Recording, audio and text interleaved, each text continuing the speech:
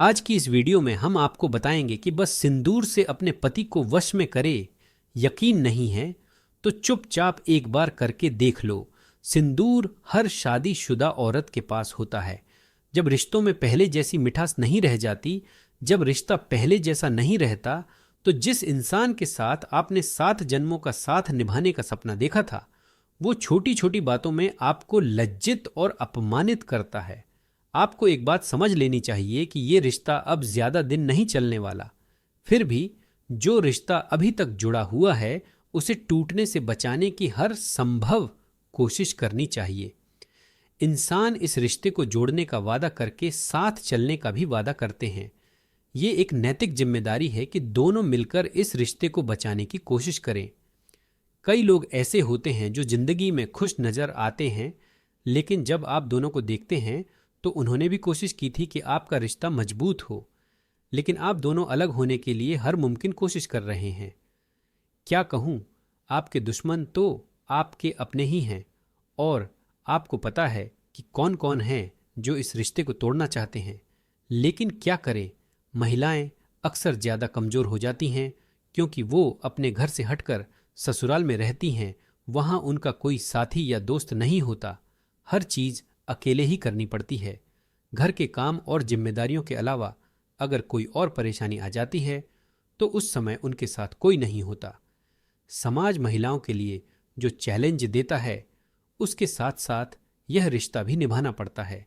ऐसी स्थिति में ज़्यादातर महिलाओं को ही ये रिश्ता निभाना होता है।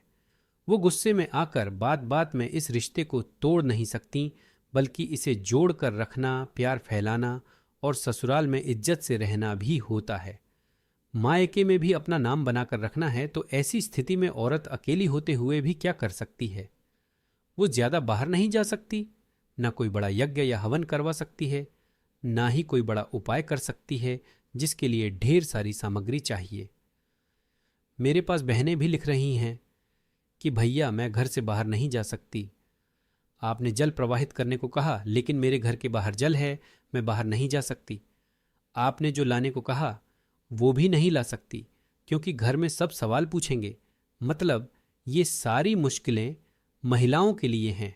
बहुत सारे चैलेंज हैं, जैसे कि बताई गई चीज़ों तक पहुंच पाना और उसके नतीजों को ठीक से सहन करना। तो ये तो बहुत दूर की बात है। चलो, मैं कहता हूं कि आपके पास एक जादुई चीज़ है जो रिश्ता जुड़ने के बाद ही काम में लाई गई है। लेकिन वो जादुई चीज़ अब आपके टूटते फूटते रिश्ते को पल भर में सुधार देगी। जो बार बार आपको अपमानित कर रहा है और अहंकार में आकर आपके साथ गलत व्यवहार कर रहा है, अब वो सुधर जाएगा। उसकी जुबान भी सुधर जाएगी, और साथ भी आपका ये भरोसे भरा रिश्ता आखिर किस ग्रह पर है जो बार बार इस रिश्ते को तोड़ने की कोशिश कर रहा है, लेकिन टूट नहीं रहा। आपको ऐसा लग रहा है कि रिश्ते बहुत बिगड़ गए हैं और अब ये खत्म होने वाला है। हाँ, शुक्र है, लेकिन जब भी रिश्तों में बहुत ज़्यादा बहस या झगड़े होते हैं, तब मामला और भी बिगड़ जाता है। अब ऐसा लग रहा है जैसे कई लोग मिलकर इस रिश्ते को तोड़ रहे हैं। ये तो सीधे मंगल की बात है। आज मैं आपको एक ऐसा उपाय बताने जा रहा हूँ जिससे शुक्र और मंगल दोनों ठीक हो जाएंगे। ना आपको बाहर जाने की ज़रूरत है, ना कोई महंगी चीज़ लाने की, और ना ही कुछ जलाने की। बाहर नहीं जाना है, कुछ नहीं जलाना है। एक रिश्ता है जो खराब हो रहा है, उसे सुधारना है। एक ग्रह है जो आपके खिलाफ हो गया है। चलिए, एक छोटे से प्रयोग से उस ग्रह को आपके लिए अनुकूल बनाते हैं। सब कुछ अच्छा हो जाएगा, सब कुछ सही रास्ते पर आ जाएगा। देखिए कैसे प्रेम भरा संसार आपका बनता है। चलिए जानते हैं।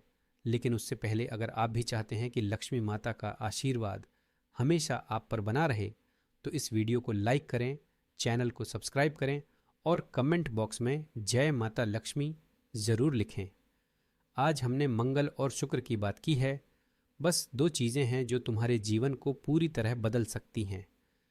ये जो दाम्पत्य सुख नहीं मिल रहा, या तुम्हें घर में अपमानित किया जा रहा है, या बार बार झगड़े हो रहे हैं, अब तुम्हारा दम घुट रहा है इस रिश्ते से, मैं तुम्हें इस परेशानी से निकालना चाहता हूँ।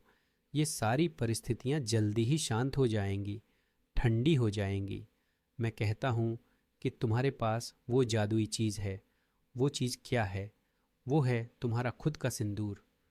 तुम्हारी सिंदूर दानी में थोड़ी सी सिंदूर है, बस उसे देखो। किसी से सिंदूर मांगकर मत लाना।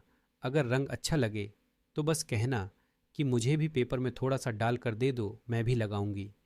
ये सब मत करना। कभी कोई तुमसे थोड़ी सी सिंदूर मांग ले तो मत देना।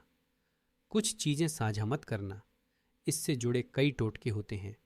तुम नहीं जानते कि कौन जाकर तुम्हारे सिंदूर के साथ क्या करेगा, और ये सब का असर होता है। खैर, ये अलग बात है कि किसी ने कुछ किया हो, वो तो अलग है। बस शुक्रवार की रात को 5 लौंग ले लेना। किसी भी महीने के शुक्ल पक्ष के शुक्रवार को लेना, कृष्ण पक्ष में नहीं। कोई उपाय नहीं है, बस 5 लौंग ले आना, खरीद के ले आना। पहले से रखे पैकेट से भी निकाल सकती हो, लेकिन किचन में जो लगातार इस्तेमाल हो रहा है उससे मत निकालना। अगर पूजा रूम में रखी हैं तो वहीं से ले लेना। शुक्रवार को शाम 6 बजे गोधूली बेला में, जब सूर्यास्त के बाद महिलाएं दियाबाती करती हैं, उसी समय 5 लौंग और अपनी सिंदूरदानी ले जाना, जिससे तुम रोज सिंदूर अपनी मांग में लगाती हो। पूजा रूम में जाओ, लेकिन किसी खास देवी देवता के सामने नहीं खड़े होना। जहां तुमने मूर्तियां और तस्वीरें रखी हैं, बस वहीं खड़ी रहना। 5 लौंग ले लो, एक एक करके सिंदूरदानी खोल लो और अपने पार्टनर का नाम लेते हुए उन 5 लौंगों को पूरी तरह से अंदर डाल दो। फिर ऊपर से ढक दो ताकि वो दिखे ना। फिर 5 बार अपने पार्टनर का नाम लेकर लौंगों को रख दो। डिब्बा बंद करने से पहले जो भी तुम्हारी इच्छा है, महात्मा के सामने सिंदूर को देखकर वो शब्द बोल दो। उस स्थिति के बारे में सोचो जो तुम चाहती हो और सब कुछ कह दो। सब कुछ सही हो गया है। अब मेरा पति मुझसे बहुत प्यार करता है, मुझे कभी अपमानित नहीं किया जाता। वो मेरे सुख दुख का साथी है और हम दोनों मिलकर बहुत खुश हैं। ये कहते हुए सिंदूर की ढक्कन बंद कर दो और पूजा के कमरे में रख दो।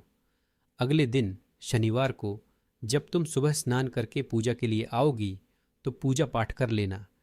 फिर इस सिंदूर की डिब्बी को खोलकर इसे पूर्व की दिशा की ओर चेहरे करके अपने पार्टनर का नाम लेते हुए अपनी मांग में भर लेना।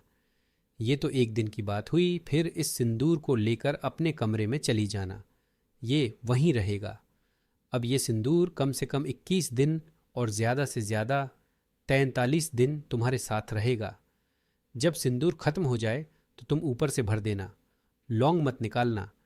43 दिनों के बाद इस लौंग को निकाल देना, कागज में लपेट देना और किसी ठंडी जगह पर रख देना।